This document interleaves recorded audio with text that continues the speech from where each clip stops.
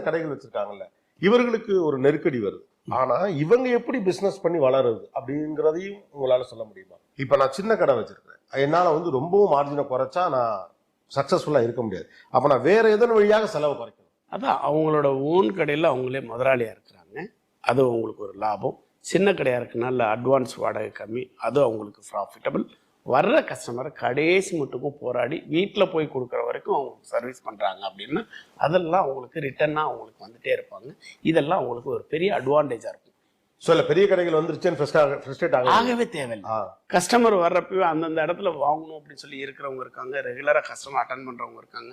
இவர் என்கிட்ட நல்லா பேசுவார், என்கிட்ட நல்ல ரிலேஷன்ஷிப் இருக்குது அப்படின்றவங்களும் அவங்க. ஸோ சிறுகடை முதலாளிகள் வாடிக்கையாளர்களை தக்க வச்சுக்கிறதுக்கு முக்கியத்துவம் கொடுக்கணும். எஸ், கண்டிப்பாக முக்கியம். டெக்னாலஜி ஓரியன்ட் பிசினஸ் அப்படின்னு வந்தாச்சு. இப்போ இதுல வாடிக்கையாளர்களை புரிந்து கொள்ளுதல் அப்படிங்கிறத நீங்க பெரிய சவால். ஏன்னா அவங்களும் நிறைய தகவல்களோட தான் வர்றாங்க. ஆமா, முன்ன மாதிரி ஒரு ஃபோன் கொடுங்கன்னு கேட்கறோம். முன்னால எல்லாம் வந்து வாடிக்கையாளர்கிட்ட நம்ம கத்துக்கலாம் அப்படின்னு. இப்போ வாடிக்கையாளர் வந்த உடனே இன்ஃபர்மேஷனோட தான் உள்ள வராங்க. ஆமா. இப்போ இவங்களை மீட் அவுட் பண்றது அப்படிங்கிறது ரொம்ப பெரிய சவாலான விஷயம் அப்படிங்கிறாங்க. அப்ப என்னென்ன விஷயங்கள்ல நம்ம கஸ்டமர்கிட்ட கரெக்டா இருந்தா இன்னைக்கு ஒரு பிசினஸ் சக்சஸ்ஃபுல்லா, அதாவது பொருளை வித்ததோட முடிச்சுக்கிறதா